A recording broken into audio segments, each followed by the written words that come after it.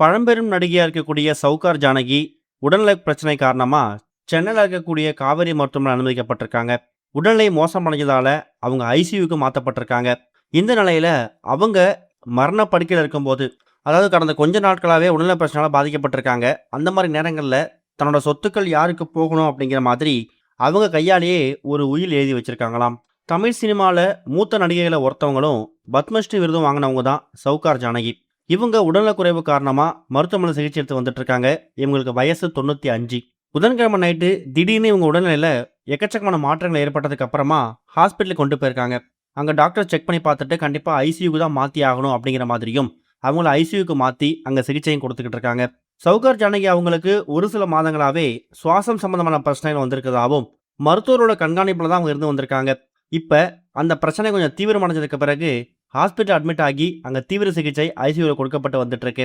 1931 வருஷம் டிசம்பர் 12ஆம் தேதி பிறந்திருக்கக்கூடிய சவுகார் ஜானகி 300க்கும் மேற்பட்ட நாடகங்கள் நடிச்சிருக்காங்க.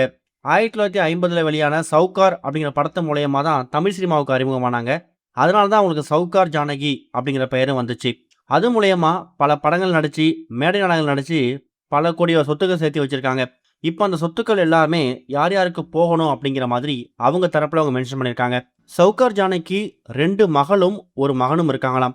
இப்போ தன்னோட சொத்துக்கள் எல்லாமே அவங்க சம்பாதிச்சு சேர்த்து வச்சிருக்கிற சொத்துக்கள் எல்லாமே தன்னோட 2 மகள் அப்புறம் மகன் இருக்கக்கூடிய பேரன் பேத்திகளுக்காக போகணும் அப்படிங்கிற மாதிரியும், மீதி இருக்கக்கூடிய சொத்துக்கள் சாதாரணமாக அவங்க பயன்படுத்தாம கஷ்டப்படக்கூடிய நடிகைகளுக்கு, குறிப்பாக நலிவடைந்த சரியா சினிமாவில் வாய்ப்பு இல்லாமல் கஷ்டப்படக்கூடிய நடிகைகளுக்கு போகணும் அப்படிங்கிற மாதிரி ஒரு ட்ரஸ்ட்டுக்காகவும் எழுதி வச்சிருக்காங்களாம். இதை தான் இப்போ ரீசெண்டாக அவங்க ஹாஸ்பிட்டலில் அட்மிட் ஆகிறதுக்கு முன்னாடி தன்னோட அட்வொகேட் மூலயமா ஒரு உயிலாக எழுதி வச்சிருக்காங்க. இது ஒரு பக்கம் இருக்க, குக்கு வித் கோமாளி சீசன் 7 முடிய போகுது. கிராண்ட் ஃபினாலே என்னைக்கு அப்படிங்கிற மாதிரி அறிவிச்சிட்டாங்க. ரசிகர்களோட மனம் கவர்ந்த தொலைக்காட்சி நிகழ்ச்சியில் ஒன்று தான் குக்கு வித் கோமாளி. இந்த நிகழ்ச்சியோட 7வது சீசனை கடந்த ஏப்ரல் மாதம் ஸ்டார்ட் பண்ணாங்க. வழக்கம் மாதிரி இல்லாமல் இந்த டைம் நட்சத்திரங்கள் ஜோடியாக கலந்துக்கிட்டாங்க.